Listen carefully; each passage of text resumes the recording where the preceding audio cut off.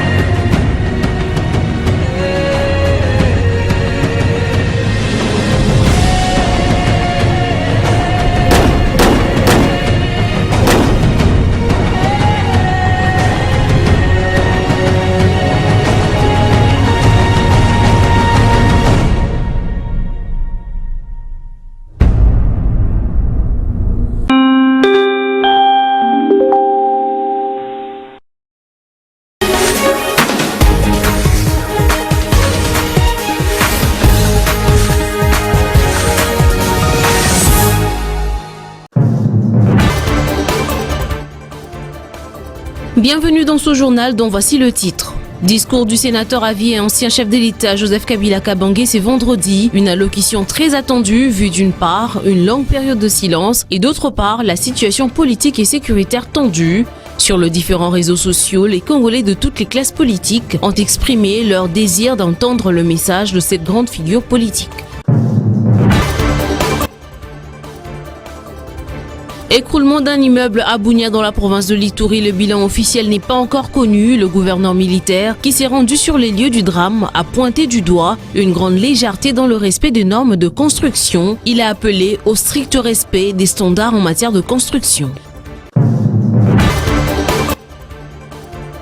Et enfin, les experts de la Direction générale de douane et Axis ont appris comment utiliser l'application SEN durant 5 jours. Ils ont été formés sur l'utilisation de cet outil de renseignement qui joue un rôle majeur dans la lutte contre la fraude. Nouvelle édition du journal, mesdames et messieurs. Merci de choisir Digital Congo Télévision pour vous informer.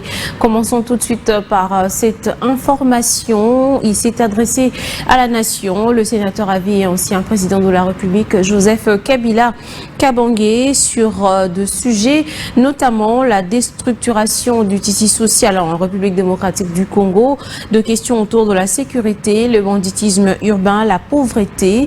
Le sénateur à vie a insisté sur le fait de préserver les acquis de la démocratie. Ceci étant, la dictature devrait prendre fin, arrêter la guerre et rétablir les libertés fondamentales. Je vous propose de suivre cet extrait choisi pour vous par John Zati.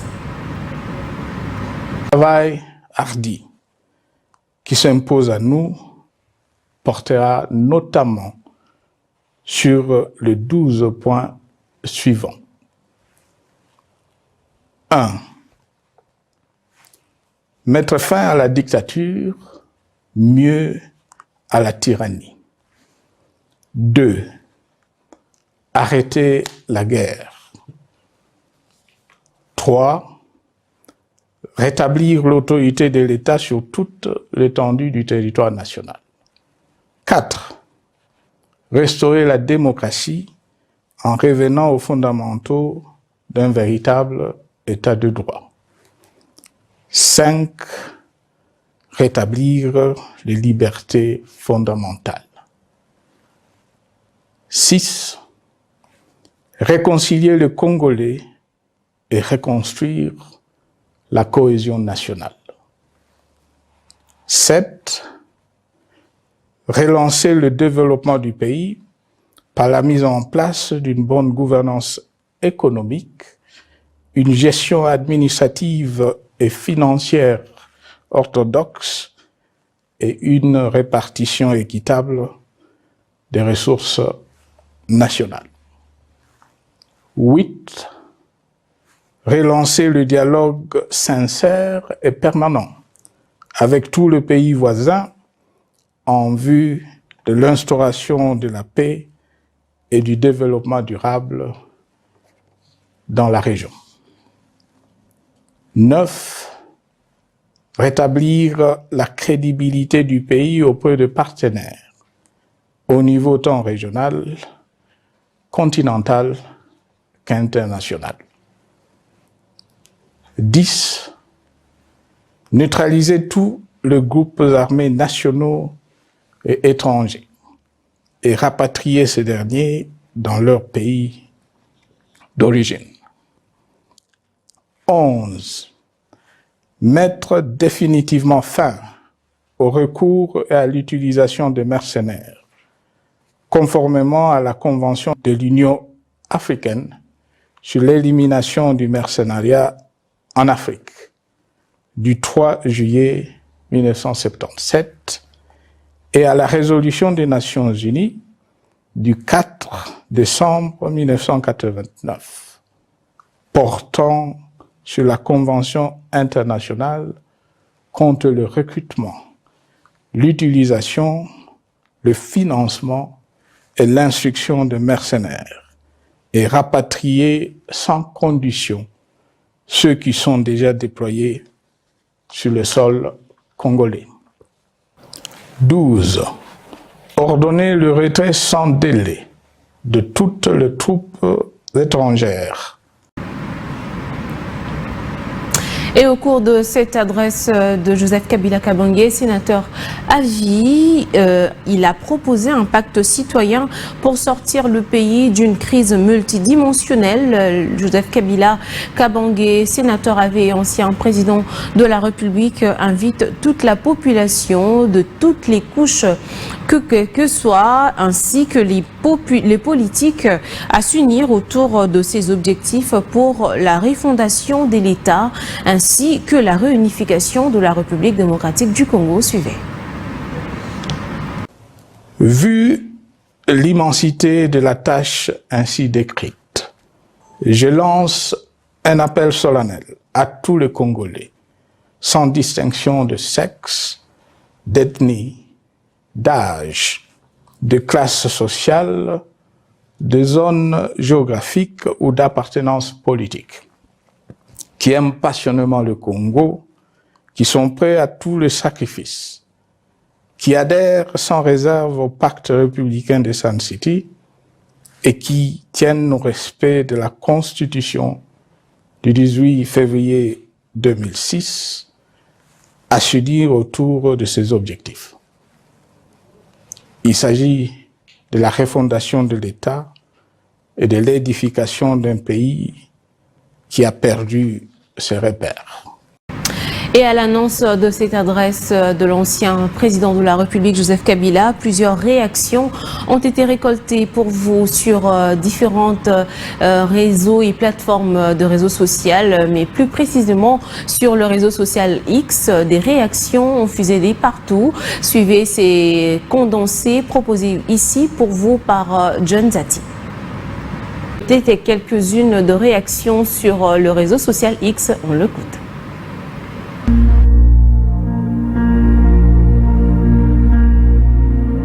Joseph Kabila Kabange, président honoraire de la République démocratique du Congo, parle après un long moment de silence. Sa porte-parole, Barbara Nzimbi, l'annonce officiellement à travers un tweet. Son Excellence Joseph Kabila Kabange va s'adresser à la nation congolaise ce soir à 19h30, heure de Kinshasa. Veuillez vous abonner à la chaîne YouTube ci-dessous pour suivre en direct, lance Barbara Nzimbi. Mais alors, que de réactions! Omar Sambou, président de la génération Kabila, tweet à son tour. L'insaisissable Joseph Kabila Kabange, autorité morale du FCC, s'adressera ce vendredi soir à 19h. Je rappelle que c'est bien lui qui a réunifié le pays, empêché le chaos à cette époque et laissé pacifiquement le pouvoir afin de respirer l'alternance démocratique, a tweeté Omar Sambou. Plamedi Lokwa, lui, dit attendre avec impatience le discours du père de la démocratie. Numbi y va de sa réflexion. Joseph Kabila ne parlait presque pas. Numbi cite en sus Napoléon Bonaparte. N'interrompez jamais un ennemi en train de faire une erreur, de s'autodétruire.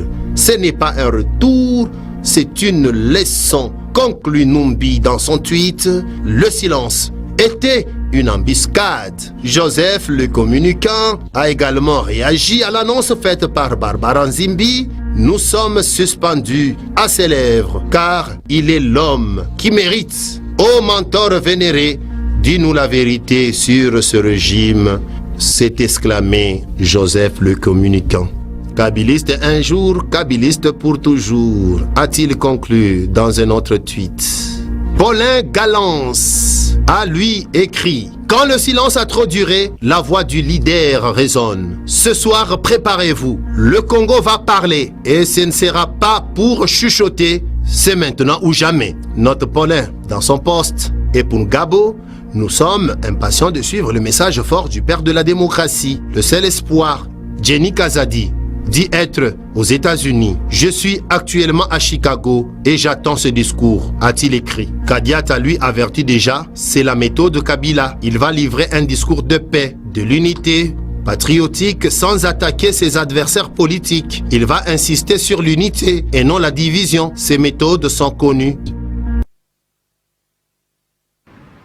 Il faut signaler que le discours de l'ancien président de la République, sénateur à vie Joseph Kabila Kabange, est en cours sur la chaîne YouTube Reconstruire la RDC.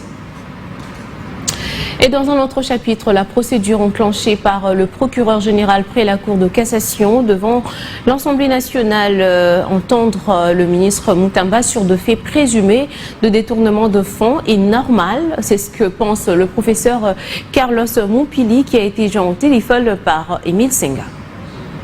Je pense que le procureur général près la Cour de cassation avait deux possibilités. La première possibilité, parce que le fait était en train de se dérouler, il y a flagrance, il pouvait se référer comme le cas de VPM, ministre de la Justice, Tunda Wakasenga. Donc il pouvait utiliser la procédure de flagrance. Mais il a voulu utiliser une procédure longue pour éviter des polémiques. C'est celle de saisir l'Assemblée nationale pour obtenir l'autorisation de poursuite. Parce qu'il faut préciser que un ministre n'est pas couvert par des immunités, mais plutôt il bénéficie de ce qu'on appelle les privilèges de juridiction et les privilèges de poursuite. Maintenant, quant à cette polémique qui non, lui-même il a été poursuivi en 2024 par le ministre. Donc je pense que ce sont des polémiques inutiles parce que si c'était ainsi, il aurait directement arrêté le ministre par procédure de flagrance. Je pense que le ministre lui-même, il a la chance parce que lui-même, le ministre, il a blessé les droits de la présomption d'innocence. Si c'était une autre personne, il allait déjà ordonner par son communiqué la saisine des biens et l'interdiction de sortir du pays. Mais lui, quand même, on lui réserve ce droit de la présomption d'innocence. Et toujours dans l'actualité, sachez que la province du Tanganyika dispose désormais d'un palais de justice construit selon les règles de l'art. Ces joyaux architectural est le fruit de multiples réformes engagées dans le secteur judiciaire. La cérémonie d'inauguration a eu lieu le jeudi à Kalemi en présence du gouverneur de province, l'honorable Christian Kitungwa Mouteba. Bénédicte Ndembe, Abel Condé signe ce reportage.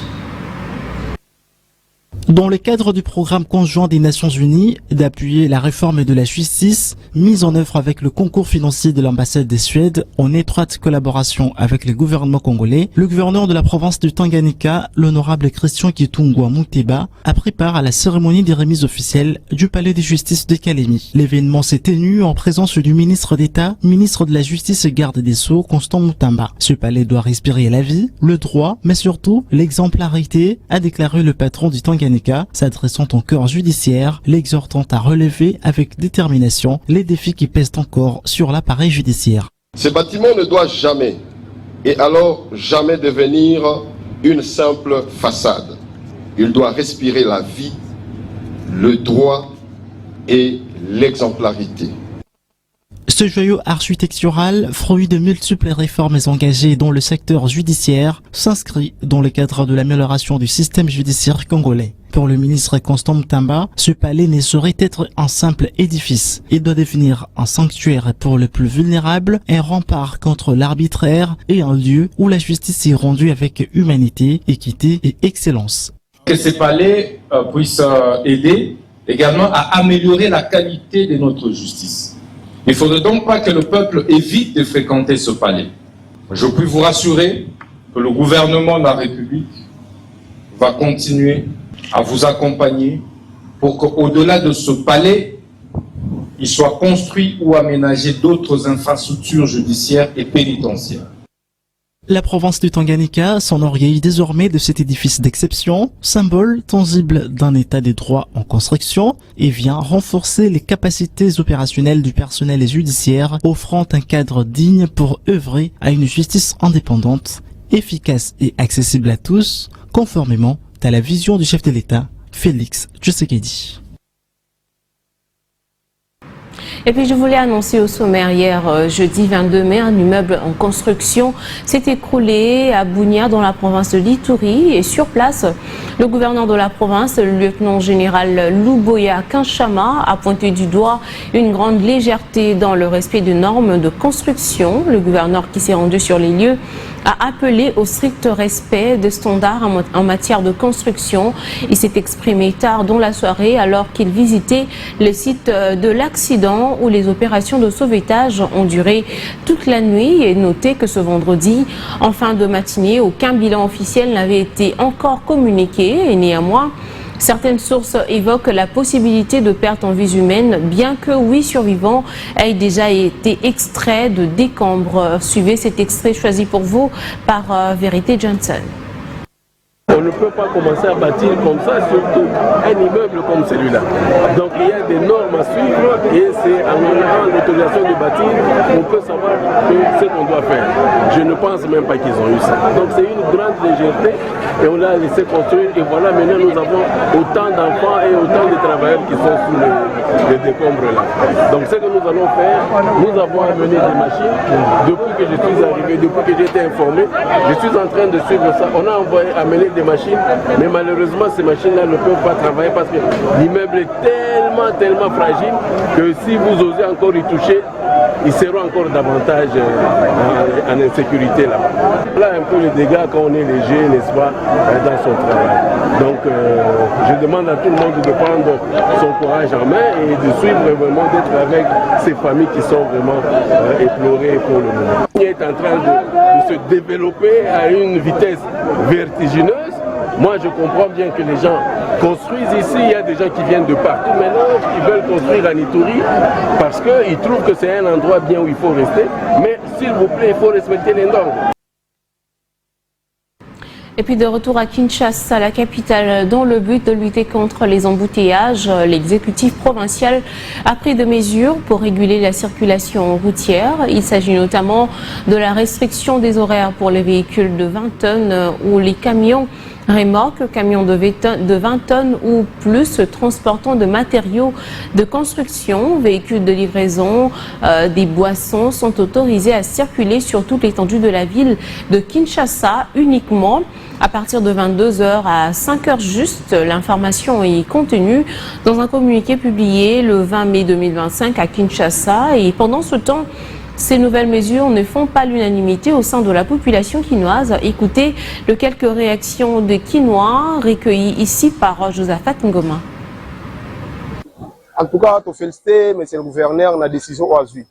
Ça lui bien parce que nous souffrir ma casse. Nous félicitons le gouverneur pour cette mesure. Avant, il était complètement difficile que nous arrivions dans nos maisons à temps.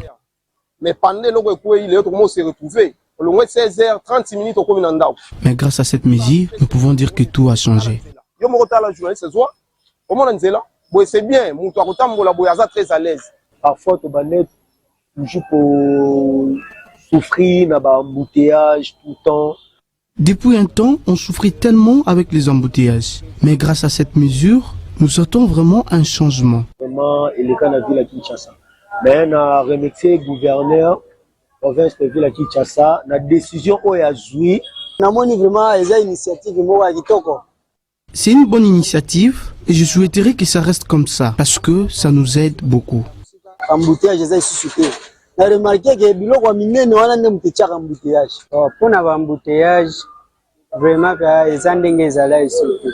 Les embouteillages ne sont plus comme tels. C'est maintenant aux autorités de veiller afin que cette mesure soit respectée.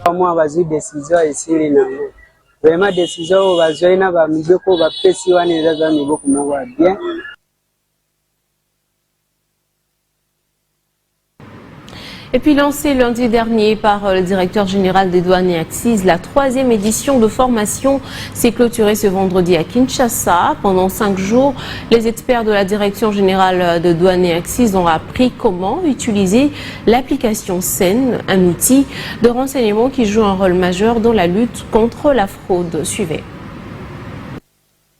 Lutter contre la fraude douanière de manière efficace passe aussi par la modernisation de l'administration de la douane en s'appuyant sur de nouvelles technologies. C'est dans cette optique que la DGDA et le Bureau régional de liaison chargé des renseignements de l'Afrique centrale ont soumis les agents et cadres de cette régie financière à une formation de 5 jours sur le fonctionnement de l'application CENCOM, un outil des renseignements qui va faciliter le travail des douaniers dans la lutte contre la fraude. Pour le directeur du Bureau des liaisons et renseignements de la région Ibrahim Njoya, ces nouvelles connaissances viennent renforcer les compétences des douaniers pour la maximisation des recettes publiques. Dans son discours de clôture, Hugues Mabi, directeur des ressources humaines des douanes et assises, a au nom du directeur général des douanes et assises Bernard Kabesse Moussangou, remercié le Bureau régional des liaisons chargé du renseignement de l'Afrique centrale ainsi que tous les autres partenariats qui ont porté cette initiative avant, bien entendu, d'inviter les agents et cadres formés à s'approprier l'outil SEN.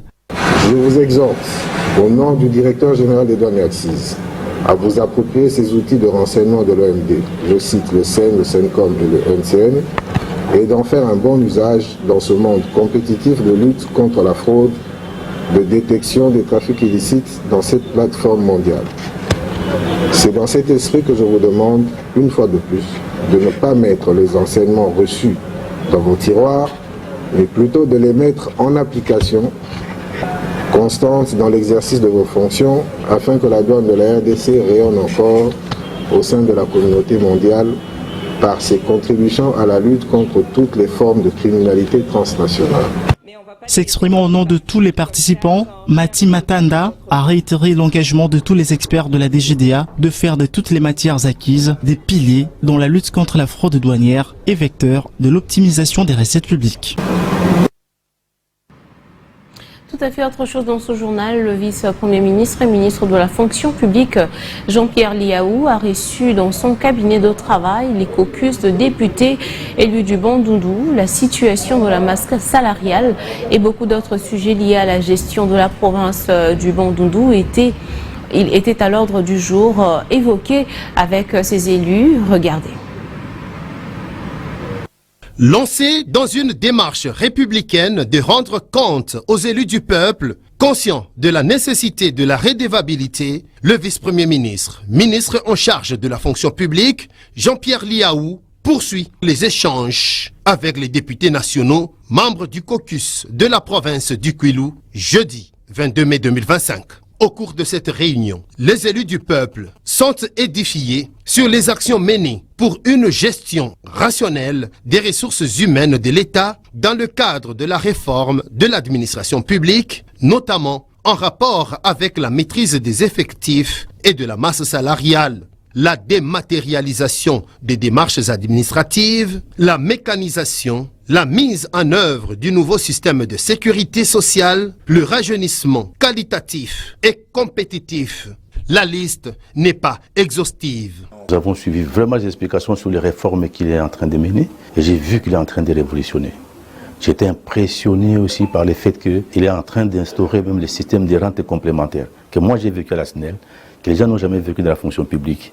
Je crois que nous sommes là pour que la vie des Congolais, surtout des fonctionnaires, soit améliorée. Et ce qu'il est en train de faire, moi, je préfère dire que c'est formidable. Les élus du peuple, membres du caucus du Kwilu, ont salué les avancées réalisées et promis d'accompagner la réforme implantée pour le redressement de la modernisation de l'administration publique congolaise. Nous étions devant une personne très compétente, une personne qui a une très belle vision du renforcement de la fonction publique, nous pouvons dire qu'il y a de l'espoir que notre administration devienne très solide. Portant à cœur les problèmes administratifs. Dans leur circonscription électorale, les députés nationaux du caucus du Kwilu ont exposé les différents problèmes auprès du vice-premier ministre Jean-Pierre Liaou, qui a pris ses desiderata à bras-le-corps pour des solutions durables. D'un ministère à un autre, cette fois-ci, c'est le ministre de la Communication et Médias, porte-parole du gouvernement, Patrick Muyaya Katembwe, qui a lancé le jeudi au centre Wallonie-Bruxelles de Kinshasa la première édition de la nuit du droit du numérique. Thème pour cette première édition, l'internalisation dans les industries créatives, moteurs d'innovation ou défis internes. Jacques Caboy et John Zati signent ce reportage. C'est une première en République démocratique du Congo. Voici lancé ce jour par le ministre de la Communication et Médias, porte-parole du gouvernement Patrick Muyaya, la nuit du droit du numérique, avec pour thème de la première édition l'externalisation dans les industries créatives, moteurs d'innovation ou défis internes. Le président de la plateforme Law and Technology, Prosper Tetika, a indiqué qu'il y a un lien fort entre la technologie et la culture, et que la culture est un sujet essentiel. Le ministre de la Communication et Médias, dans sa prise de parole, a reconnu l'importance croissante de l'intelligence artificielle et rappelé avoir participé à plusieurs événements à ce sujet. La 32e journée mondiale de la liberté de la presse, évoquée par Patrick Muyaya, célébrée en présence du chef de l'État, avait abordé le thème « Le journaliste congolais face au défi de l'intelligence artificielle, information et désinformation en ce temps de guerre, d'agression rwandaise ». Nous, au niveau de la presse, il y a déjà des travaux qui se font, notamment avec l'ARCICOM. Et aujourd'hui, je suis heureux de me joindre à l'initiative de Law Technology qui s'est mis en avant-plan justement de réflexions qui doivent nous guider dans tout ce qui est numérique et dans tout ce qui constitue aujourd'hui les mines de temps moderne. Par les passés, pour vous donner une indication, devenir milliardaire, il fallait des gros forages, de grosses prospections. Mais lorsque vous regardez les milliardaires de notre temps, c'est des gens qui étaient cachés derrière de machines, qui ont créé de mondes, des univers qui font qu'aujourd'hui, le monde entier est connecté, ils en sont les leaders. Et donc sur la question de l'intelligence artificielle, plus nous nous réunissons, plus on en parle, plus on le comprend, mieux c'est pour nous.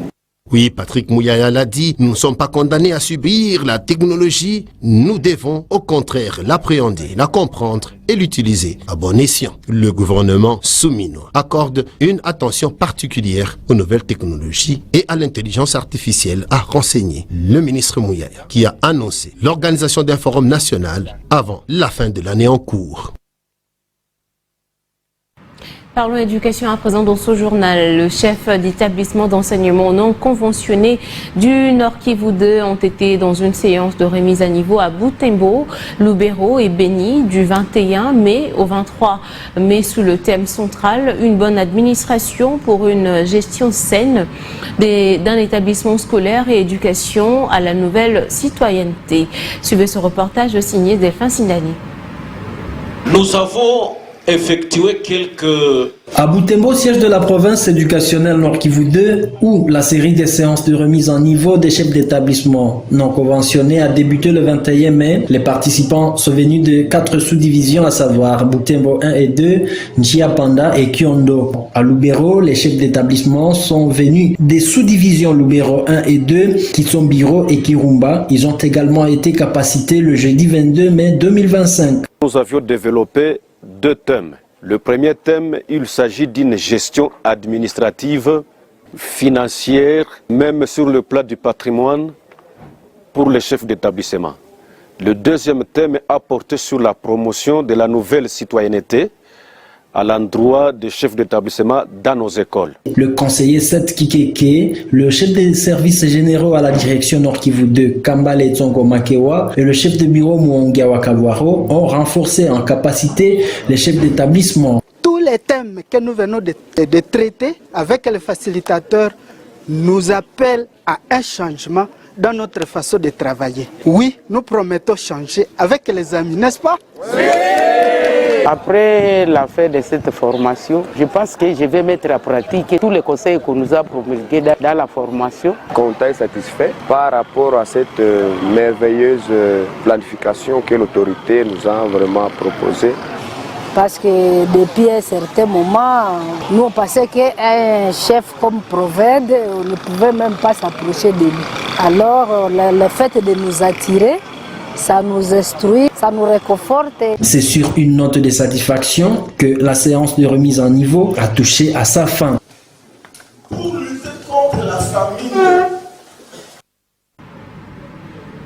Et puis ici est de signaler qu'à Béni, où cette séance a été clôturée, ce même vendredi 23 mai, les participants, chefs d'établissement scolaire, sont venus des sous-divisions de Kamango, Boulongo, Oisha, ainsi que la sous-division urbaine de Béni. Et puis à Kinshasa, à l'université de Kinshasa, plus de 50 étudiants de la faculté des lettres en journalisme ont bénéficié de la formation organisée par le studio Hirondelle dans la salle Monekoso aux cliniques universitaires dans la soirée de jeudi 22 mai 2025. Cette formation vise à renforcer les capacités de futurs journalistes quant au traitement de leurs informations à l'ère où la désinformation sur les réseaux sociaux n'est fait que prendre de l'ampleur. Plus de détails dans ce reportage signé Jean-Émile Senga et Rouf Salim Bouya. C'est dans un climat de réflexion que s'est déroulée la formation organisée à l'intention des futurs journalistes ce jeudi 22 mai dans la salle Monekoso aux cliniques universitaires. Avec pour but de renforcer les capacités de ces futurs hommes et femmes de médias, ces derniers ont été sensibilisés à s'assurer de la véracité des informations avant de les partager sur les réseaux sociaux. Le journaliste fact-checker Dan Jess, pour sa part, a martelé sur la lutte contre la désinformation, la mésinformation devenue très virale sur les réseaux sociaux. Un enseignement qui a été le bienvenu et prêt à être pratiqué par les participants à cette formation. J'ai appris beaucoup de choses, notamment sur les désordres de l'information, dont on a beaucoup plus approfondi à travers cette formation d'aujourd'hui. Et j'encourage cette structure d'Hirondelle à continuer à baisser ses lieux. Et cela va former beaucoup de journalistes en formation qui seront encore beaucoup plus formés. Je sors très satisfaite de cette réunion parce qu'elle m'a appris beaucoup de choses concernant le domaine journalistique. Nous sortons de là. Parce qu'aujourd'hui, avec la montée de la mésinformation, la désinformation, vous voyez, nous sommes vraiment manipulés. Mais avec cette formation, je pense que ça nous a permis vraiment à détecter sur les réseaux sociaux les mauvaises informations avec les fact-checking, où on nous a donné des outils importants qui vont nous aider à détecter ces mauvaises informations. Force est de signaler que ce n'est pas la première fois, encore moins la dernière, que les studios Hirondelle puissent organiser les formations en faveur des étudiants en journalisme sous prétexte de promouvoir la bonne image de la presse congolaise. Et puis terminons ce journal avec cette information dehors de nos frontières. Au moins 23 personnes ont été tuées ce vendredi dans la bande des Gaza par de frappes de l'armée israélienne. L'État hébreu poursuit et défend son offensive militaire sur le territoire palestinien. Et pour de son côté, le Premier ministre israélien Benjamin Netanyahou, sous pression internationale, a établi un lien entre certains dirigeants occidentaux et le groupe armé palestinien Hamas. Cette information que nous mettons un terme à ce journal. Merci à vous de nous avoir suivis. Au revoir.